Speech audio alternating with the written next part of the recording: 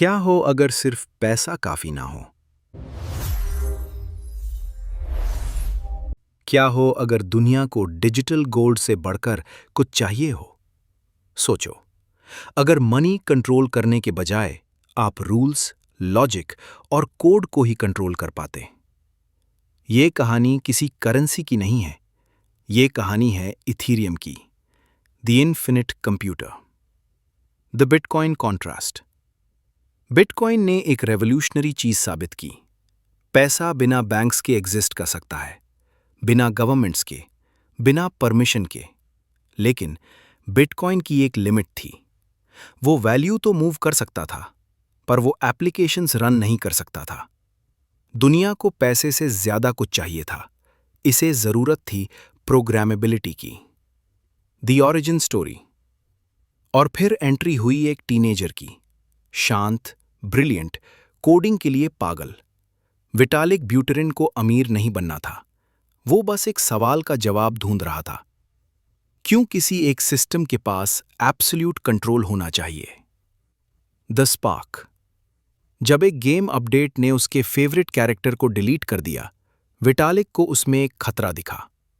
अगर एक company rules बदल सकती है, तो वो आपकी पावर भी एक सेकंड में छीन सकती है। उस मोमेंट ने एक आइडिया को जन्म दिया।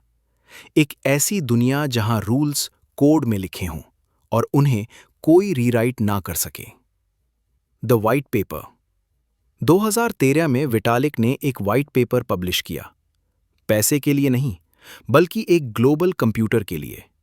एक ऐसा प्लेटफॉर्म जहां कोई भी एप्स बना सके, लॉजिक डिप्लॉय कर सके और ऐसे सिस्टम्स बना सके जो बिल्कुल वैसे ही चलें जैसे लिखे गए हैं।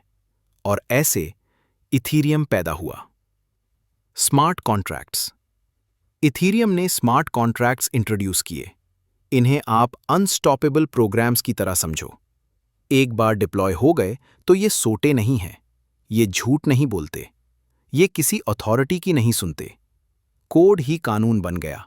Code became law. The explosion. अचानक डेवलपर्स ने सब कुछ बना दिया।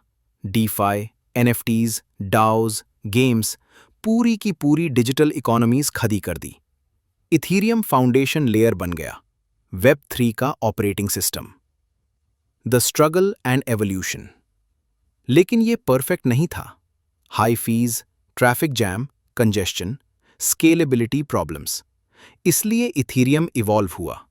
Proof of stake, layer 2s, एक क्लीनर और ज्यादा एफिशिएंट फ्यूचर की तरफ। Digital oil. अगर बिटकॉइन डिजिटल गोल्ड है, तो इथीरियम डिजिटल ऑयल है। ये सिर्फ वैल्यू स्टोर नहीं करता, ये एक पूरी डिजिटल सिविलाइजेशन को पावर देता है। एक वर्ल्ड कंप्यूटर जो 24/7 चलता है, जिसका कोई ओनर नहीं है और जो सबके लिए खुला है। ये था क्रिप्टो डॉक्यूमेंट्री सीरीज का चैप्टर 2। नेक्स्ट, दुनिया की सबसे fast blockchain Solana, speed of light.